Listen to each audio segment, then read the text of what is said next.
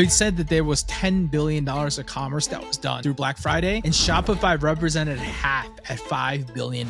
Dude, that's dominance. Let's talk about the type of sales we saw, Chase. I'd say most of the discounts I saw were probably somewhere in like the 20 to 30% range. I have a guy named Brian. This year, what they did was really cool. They didn't really discount. All they did was take their product, make more of it, which cost them less to make, and then selling that off at a lower price, which essentially feels like a discount of 8 to 10% off the product. He owns this company called Built, and I just felt like I saw them everywhere.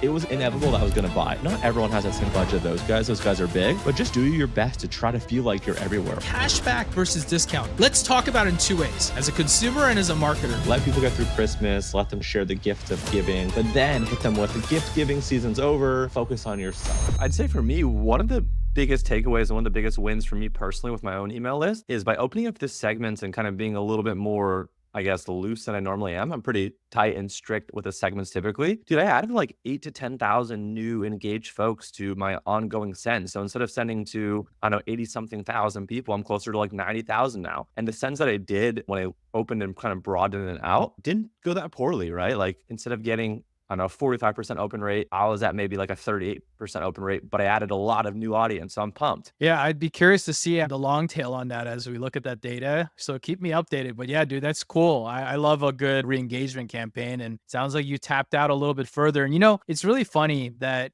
being guys that are in the industry and being like best practice guys, sometimes you tend to over complicate or over engineer things because you know what's right. But sometimes doing things like you just did where you just get a little looser, a little sloppier is okay. Right. And you've got to be able to go out there. And I think for me, I come from like the affiliate marketing world and we've always been a little bit loose with the things that we do. And it definitely happens. But anyways, let's get to this pod because we got lots to talk about. Black Friday, Cyber Monday. Let's do this in 3, 2, 1. From the open to the click, they're the masters of the flow. Just watch your list grow and your leads turn to go. Did we retain you so far or do we have to extend it? If you want results, you gotta send it. Yeah. You gotta send it. Yeah. You gotta send it. Yeah. You gotta send it.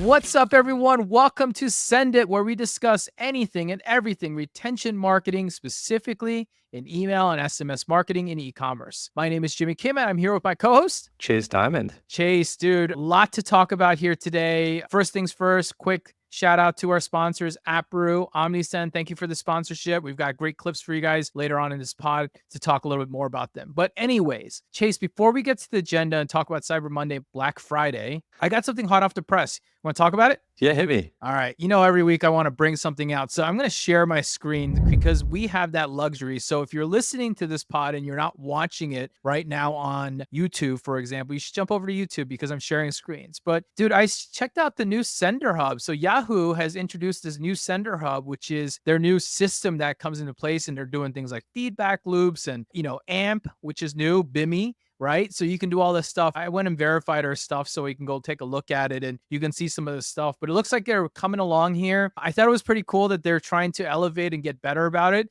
I did find out at the ESP level, which is kind of interesting, that their enterprise license starts at like $1 million to be able to tap into this as an ESP. So this should be interesting, but at a user level, pretty cool. I think it's interesting. Google did it for free, but we'll see what Yahoo's doing. But I thought this was cool as people should start signing up so you can start getting your information and BIMI and all this stuff done. It's free to sign up. You just need a Yahoo email address. So maybe a lot of new people are going to get some Yahoo email addresses, at least marketers. Interesting. So this is Google's Postmaster. This is that equivalent for Yahoo? Yep, absolutely. Google Postmaster tools for Yahoo, basically. Yahoo, Verizon, it's going to be like AT&T and, Cox and all these people are using the Yahoo infrastructure, essentially. Yahoo and Gmail are kind of like that whole like Android and Apple thing going on. You know how, in the cell phone space, I always look at them because Yahoo is really losing. However, they're holding on strong and they're trying to get things going. So, and they're signing up these kind of like smaller players where Google that just doesn't care. These guys are signing up to all these smaller players and creating partnerships. So it's good for everybody, I think. But another cool little update here, hot off the press. All right, dude, I want to jump into Black Friday, Cyber Monday 2024, because we're coming in this pod. It's December. We've seen it rise and we've seen the dust settle. And there was a lot of kind of fun stuff, some dramatic stuff, some negative stuff. I mean, there's a lot of things to talk about, man. But how do you think it compared? Let's just start there, man. How do you think it compared to last year? Yeah, it was crazy. It was interesting. I think I did more shopping this year than I did last year just because I felt like the need to buy. I felt like the last couple weeks, last month, getting all of the sales early, it created like this psychological, like, oh man, I don't really need anything, but I know everyone else is shopping and I know there's these great deals. I'm probably gonna need something eventually. Why don't I just buy it now? So I think brands starting their sales earlier, right? Every year it gets earlier and earlier. I don't know, 5 or 10 years ago, it actually used to be like a 1 or 2 day event. Now it's like weeks or months. It's like crazy. Yeah, I had a big rant about this on social because I was like, man, in 2015, I have a picture of my store where I have a line wrapped around at 6 a.m., ready to get in there. And you know what we used to do every year for Black Fridays? We'd go to the McDonald's and get like 50 McMuffins, and we'd like walk around and hand it to the first 50 people, be like, thanks for like being here early and hanging out. But you're right, dude. It used to be such a different thing back in the day. Yeah, I think it's good and bad, right? I think it's good because it's just a prolonged period of time where shoppers can do a little bit more research. They got more time to save money or get that next paycheck and buy. It's also bad too because I feel like our marketing agency and marketing teams in general are just so burnt out and fried and just desperate for the holidays to like get some R&R. Yeah, I saw someone tweeting about that the other day, or I think it was today, but they're basically like, everyone says you should get R&R and relax through the holidays and enjoy Thanksgiving. And he's like a meme or picture of him like working or like, like a joke. And he's like tired out. And he's like 12-hour days, 18-hour days working this job. And I was like, yeah, it is kind of like that, isn't it? Yeah, it's brutal. That being said, like I know the sales started earlier. People obviously buy now and again. That being said, like Black Friday and Cyber Monday themselves really still remain like king and queen in my opinion. Like those are the days where you just see the most spike, right? We want to start sales early. We want to capitalize on being early, whatever. Customers are still like trying to figure it out, waiting till that time. They got time off work, right? Because of Thanksgiving. And then, Black Friday, that's when a lot of the shopping happens, right? You're watching football at home, you're kind of chilling, you're full, you're on your couch, you're lounging in your bed, you're scrolling social media, you're scrolling your inbox, you're scrolling your text feed. And then most of buying, at least from what I saw, I don't know if you agree or not, happen on Black Friday and Cyber Monday themselves. Are you seeing the same? Yeah. I mean, dude, I think there's still always a psychological mindset of what Black Friday and Cyber Monday are. And I think that they just, at the end of the day, people are humans, creatures of habit. And really, let's be honest, the spending power still is with the generation that still kind of honored that whole Black Friday thing. I think that Gen Z and below Gen Alpha, they probably may not respect the whole Black Friday thing quite as much as we get older. But today, the spending power still exists within that mindset there. You know what I mean? Yeah, 100%. I feel like email and SMS like probably hit all-time highs across the board, whether you're looking at like number of emails sent, number of emails received, number of like revenue. Like I just felt like email and SMS were so important. And obviously they're very important all the time, but this BFCM in particular, I just felt like they really contributed to doing well for the brands that were taking advantage of it. And it just hit all-time highs.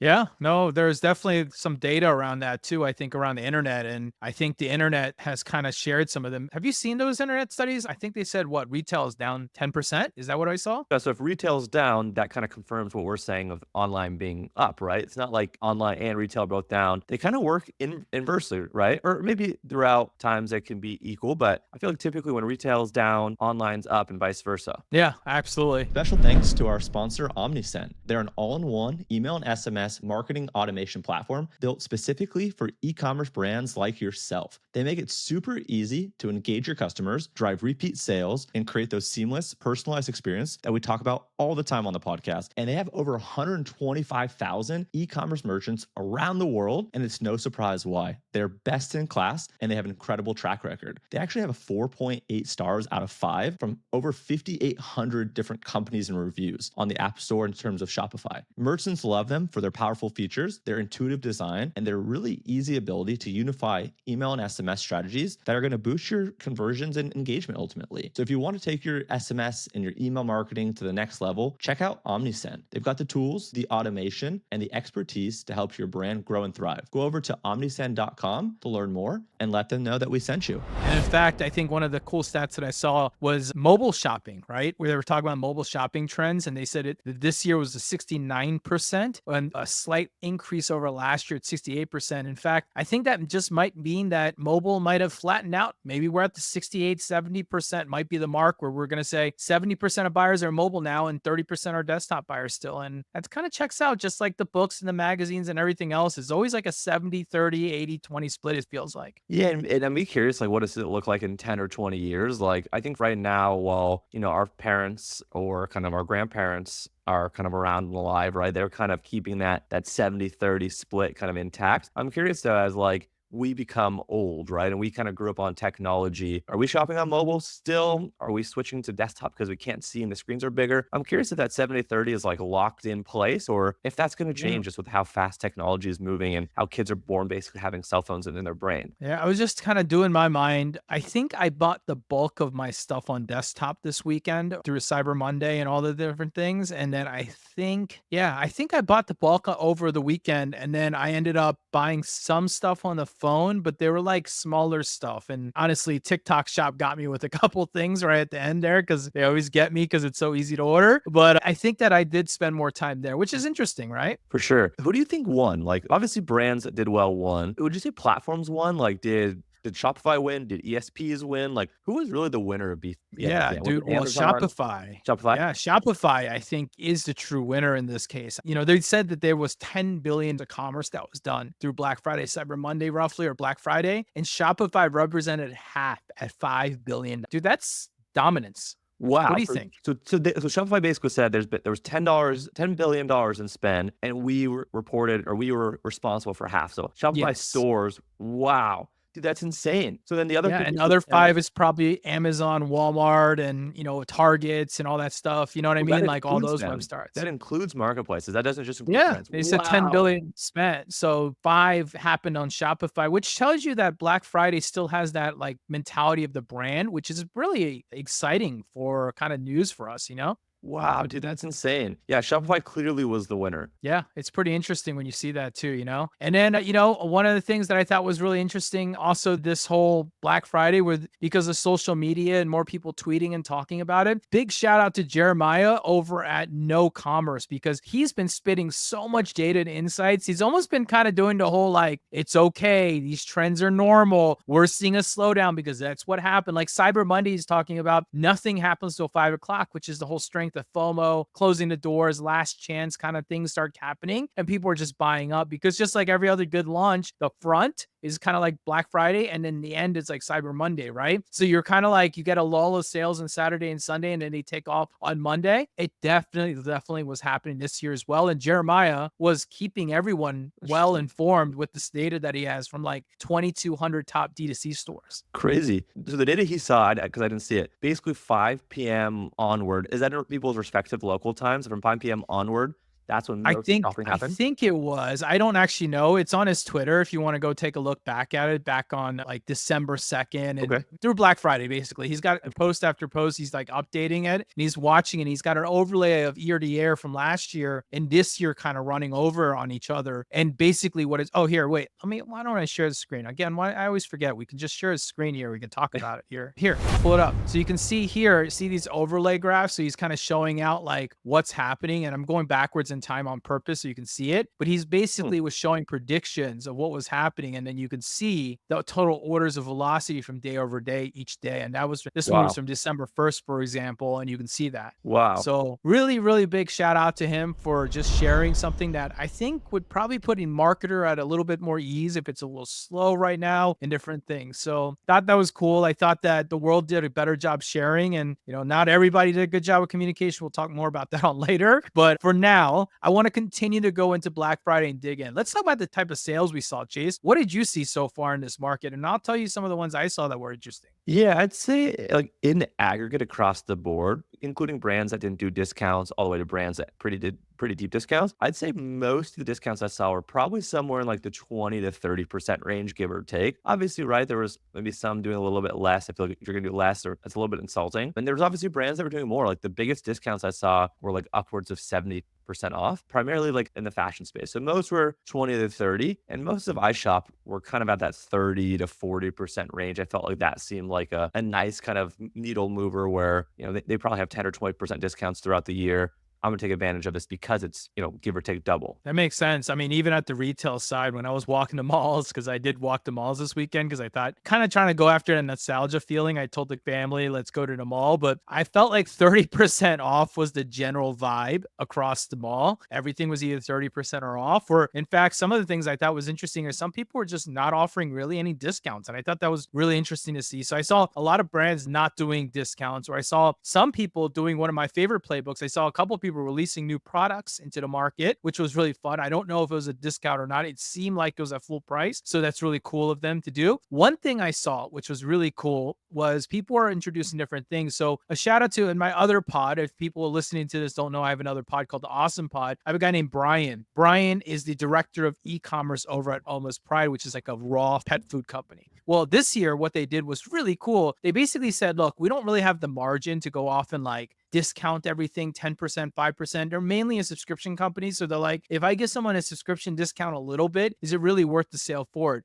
But instead, what they did was they went on to bundle. And basically, instead of bundling, because they're consumable, they did bulk. A lot of things, right? And they crushed it with their bulk orders, basically allowing people to get a discount to buy a lot more of it at one time. And they had like an 8 or 10% increase of AOV. And it was a really interesting story because I think that's a really good way of like, they didn't really discount. All they did was take their product, make more of it, which cost them less to make if they're making more of it, and then selling that off at a lower price to the consumer, which essentially feels like a discount of 8 to 10% off the product. But it was actually just it's just playing with margins and dollars and realizing that they had the confidence to be able to launch it, right? Love so it. that was interesting. Some other stuff I saw, I'm going to talk about this, but two other things I saw which were really interesting: cashback and future credits. Okay, future credits I get. Like they were giving out gift cards, right? To make the purchase, they said, here, we'll give you a $50 gift card to make a future purchase, which I think is a little tricky. And then there was also the cashback deal, which is kind of the same thing, which is basically like, if you buy, I'll give you 10, 20, 30, $50 or whatever percentage back. But let's talk about that, Chase. I want to talk about this a little bit. Cashback versus discount. Let's talk about it in two ways, as a consumer and as a marketer, because I think there's different opinions on this. As a consumer, how do you feel about this? So literally getting cash back, like I'm spending $10 and I'm getting $1 back, or getting the Like dollar in they, credit? they had these deals that said, oh, if you buy something today, you get a $30 cash back, but you can't use it. It's not actually cash back. You got to like, I guess, reapply for it, or you have to go get it, or you have to use it again into the future. Not really clear, honestly.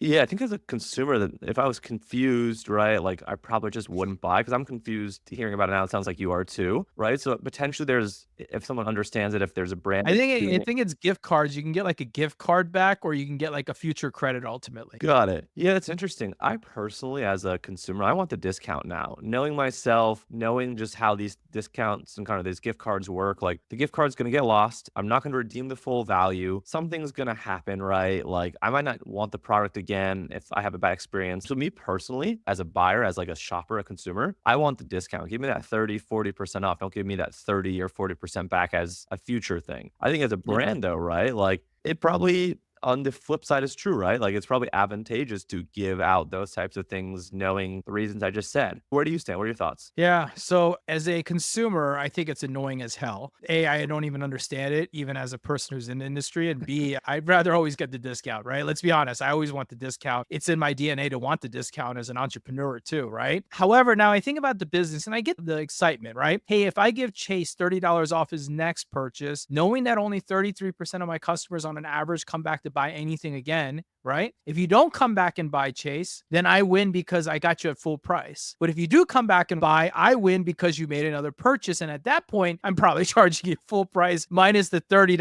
or 30%, let's just say, which if you think about over two sales that they've made, it's not bad, right? You're not reapplying and learning it. So I see it and understand it on the marketing side. I don't love it on the consumer side, but I see why people are doing it. I think it's really interesting. Yeah, and PostScript owns that company. I'm blanking on the name that does like the fondue. Yeah, Fondue, right? Yeah. They purchased Fondue maybe a year or two ago, and they had acquired them not only for that, there was other parts of the technology and stack that they bought them for, but their main thing has been the cash back or the cash consumer. And I see a lot of brands using it, including some of the largest brands. I know it's working, it's effective. Yeah. I just think a discount's better. Yeah. Same. I'm curious what Fondue saw and what their data says. And I'd be curious to know, like, what's the right amount of percentage or cash back to give? Like, That's interesting. Okay, cool. I think it only works at some certain levels too, man. Like maybe at like apparel companies and stuff like that, it might work better than, or consumables maybe, than maybe like some of the stuff that where discounts really do matter. Because look, getting 10% discount on a $30 purchase really doesn't move the needle, man. You know what I mean? I'll take the $20 of cash back or whatever that is, because in case I do buy it, it's okay. But 10% on a $1,000, $10,000, $5,000 purchase does make a difference. So I guess it matters. All right, let's switch gears. Let's go talk about some of the sales approaches we saw in the market. I mean, there was a lot of things that were happening out there. Let's talk about some of the ones we saw. Yeah, I think one that we've been seeing for a while has kind of been building up, and we've been seeing this on, I think, both the B2B and B2C side, is like founder-led marketing, and right, really founders getting in the weeds, talking to customers, sharing on social, replying to complaints, replying to praise. I think just founders taking that time out of their busy schedule and their busy day, especially during this crazy period where they have a million and one things to do, to really just create those personal connections with customers or prospects or whoever it might be. I think that's super important, right? And I think like that really leaves a great impression, not only on the person that you're directly responding to, but other people see it, right? Especially on platforms like Twitter or LinkedIn or whatever it might be. When someone comments, if you're following that person, you're going to see what they're commenting. So I just feel like that's the whole do things that don't scale, but in a way that actually does scale. Yeah, that's pretty cool, man. The founder marketing and, the founder like direct response style emails, right? We know those work because good copy, good empathetic emotional copy ultimately usually has some formula where they're kind of addressing the problem or talking about things that they're doing. I do see that working. What's up, guys? I'm excited to talk to you about our sponsor, AppBrew. AppBrew is for brands that are scaling. A great way to add loyalty and retention is to launch a mobile app for your store. And AppBrew can help you drive conversions and growth with performance-driven mobile apps. With AppBrew, you don't need to worry about the lengthy development times or coding headaches. They make it really easy to create an app that connects to your customers and drive sales. In fact, they're trusted by some of the fastest growing e-commerce brands with focus on delivering fast, responsive, and beautiful apps that enhance customer engagement and retention. Please go check them out at appbrew.com and let them know that Jimmy sent you. What else did you see, man? I'd say kind of on that same vein, right? Not only does it have to be the founder, but also can be employees, whether it be a customer service or customer support person or someone on the marketing or the sales side, them getting involved and kind of doing the same type of thing as a founder, but just being them and them just kind of jumping in to help. So I'd say one I saw is, Nate Lagos from Original Grain, really cool guy, really cool company. Shout out to them. They became and kind of become brand advocates, right? They kind of wear that badge really proud. I might not be the founder, but I am really proud and I'm going to be loud about what we're doing. Let me also get in on the conversation because maybe the founders can't or the founders won't, or maybe in tandem. So I think that's really cool too when employees get involved and just really want to answer the question, drink the Kool-Aid, share the gospel, those type of things. Dude, I love it. Those are good. Outside of those like direct response ones, I saw like the brand and marketing. I think I saw more of a typical stuff out there, which is like that in your face, percentage off, like advertorial style brand marketing out there, which was interesting. I did see a little bit of storytelling where people were kind of narrating and sharing different things around like trying to build more of an emotional connection. But ultimately, man, I think that, the one thing I always take away with Black Friday, Cyber Monday is this is like the one time the consumer this is what they want to do. They really actually want your emails to buy from because they want to know what's your best deal, what are you doing for me, why should I buy from you, and why should I spend my wallet with you? And that's kind of the way that I think about it. What about you, man? Has this year really taught us anything brand new that I think that you can talk about, like you think about? Yeah, I think a couple of things. And I'm actually just thinking about my buddy. He owns this company called Built, BYLT, right? They're like the true classic competitor. And I think maybe I'm just more invested in them because I have that personal connection and I buy from them a lot. But what I saw them do really, really well is a couple of things. I think one is they spent a lot of money and they just ramped up the spend. And I just felt like I saw them everywhere, but not just from Built channels. I saw them for a lot of micro influencers and a lot of macro influencers and celebrity accounts. Like they were running kind of whole whitelisted things behind like this professional golf girl. They were doing a lot of stuff kind of the past couple of weeks with like Rob Gronkowski, Mike Tyson. They capitalized on that event. That fight that they had over AT&T Stadium between, was it Jake Paul and Mike Tyson? Yes. Dude, the winner of that wasn't those guys, although they did win. It was Built. Dude, Gronk was wearing Built. Mike Tyson was sponsored on Built. They were showing advertisements. So I think like what Built did really well. Dude, they also were on TV ads. I heard and saw them everywhere. They were sending emails and text. So for me, like when I think about brands and whatnot, not everyone has that same kind of budget. Those guys are big, but just do your best to try to feel like you're everywhere. Whether it's just like up the frequency of your small segments of customers, whatnot, do direct mail, like just do everything, strong offers, different offers, omni-channel, just like be everywhere. And like, I think that is why Built for me won, because like I couldn't escape them. Like it was inevitable that I was going to buy. It wasn't a matter of if, it was when. So I think that was really cool. What do you think? Well, I think that was interesting because you basically said that Built basically pre-launched you and started to almost seed you into it, right? It sounds like they had a great marketing strategy behind them because they were basically taking the idea of knowing that they need to be prospecting and building it before they start asking for a sale, which is what they actually did to you. It's just Yes. what a good campaign is. And, I think that even their email side, I'm on Built's list too. They do a great job in email. I know the retention team behind there, just the new standard guys, Ferris and Eric are the guys behind him, so I think it's cool to see that and see some of that continuous performance from them. Yeah, man. For me, same thing. Like key learnings for me is one, I think you and I, we just discussed it, but we're seeing more of a shift towards e-commerce. So that just means that we're going to see more of it. I do think the second key point learning is that we saw brands starting this thing in November 1st, November 2nd, getting those sales going. I don't think it hurt them to have sales early. I don't think it hurt them to have sales longer. And I think the data is going to ultimately show that the consumer just starts buying from like Amazon Prime Day, which is like October like 5th or 7th or whatever. And people just start buying. And I think that because the whole movement online, I think that with the buying demographic, and this is my third point, generationally, you'll always have people who want to buy after Thanksgiving because that's like the marker. Like for me, after Thanksgiving is when I want to put up my Christmas tree, for example. You know what I mean? So like those are things that I think about. But I also think that with the Gen Z and the younger generation, you can start selling them pretty early. And it's still okay because as long as they believe that you are doing your best deal that they can get right now, or there's an exclusivity for it, or there's a reason for it, I think it'll work automatically. All right, let's talk. And I'm going to bring this sensitive topic up, but let's talk about technology woes, man. It was a rough little time, Black Friday. And look, I've been on both sides of this thing. I'm not on that side now. And I made a post about it because people did hit me up asking me for help. And I was like, dude, I wish I could. I don't have any power. I'm not in the day to day. I don't have any influence over what's going on inside of there, but there were some platforms challenges. Now, there weren't just ESP, just to be clear. There was other platforms, other things that were happening, but the place that we care because we're retention marketers, this pod is called Send It, is the ESP level. And we saw 3 platforms have issues on there. You want to talk about them, dude? Yeah. Do you want me to tell you that, or you want to tell me? I'll tell. Here we'll Okay. do this. I'll tell you about the negatives, and you get to say about the winners because I know you like to talk about the positive Cool. stuff. So you talk about the winners. Let's do that. I'll talk about the negatives here this time. All right. So no secret, and I'm sure if you listen, I am the founder of SendLane. Doesn't mean I'm there anymore. However, SendLane did have some technical glitches, and from what I heard from the inside, just to clear the air up, they had an issue with their queuing system ultimately, which means that when you set up an email, what happens, Chase, is like, there's like packets and bundles and packets that are sent and shipped to your SMTP. And that process basically got traffic jammed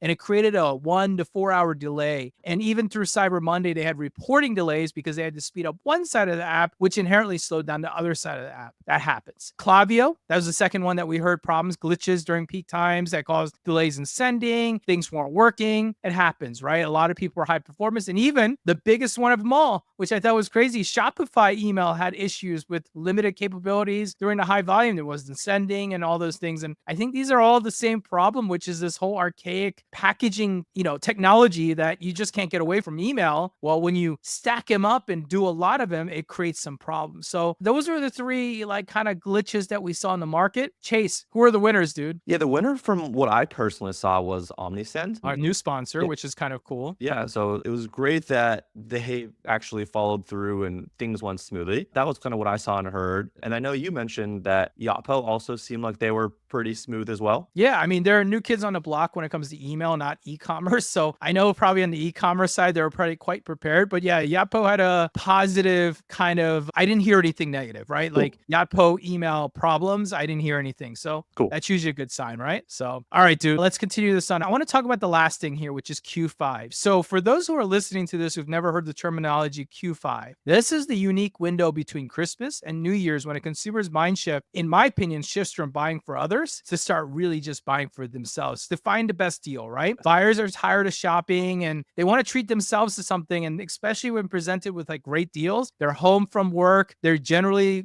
done with the Christmas thing. They've returned some of the stuff. They got some money back or they've made some trades, whatever happened. They're ready to buy for themselves. Chase, let's talk about the playbook. What does it look like in your mind? Yeah, I think kind of 2 or 3 things stand out for me. I'd say number one is like where to focus. And with that, right, like don't hide, don't kind of, be shy about it and really be like screaming from the rooftops and encouraging people like, hey, put yourself first. This is all about you. Close out 2024 with a bang. 2025, make it your best yet. A lot of that's a little bit cheesy, but find that right messaging. But really try to get them to buy from themselves with exclusive offers, discounts, and kind of post-holiday rewards, right? And just like highlight things that you know about them based off your data. Serve them the right apparel, the right accessories, the right whatever it might be, based off what they've viewed and what they've bought and what they've added to cart. Focus on those types of things, but try to apply it to this is for you. We think you're going to love this, right? And where a lot of the messaging for the other brands through the holidays is buy this for them, right? Buy this for your loved ones. I think that for me is like kind of the big one. And then with that, right? Like you already mentioned this, but I think like it's really important that you have this primed and ready to go right after Christmas, right? Let people get through Christmas, let them kind of share the gift of giving, but then hit them with like, all right, the gift giving season's over,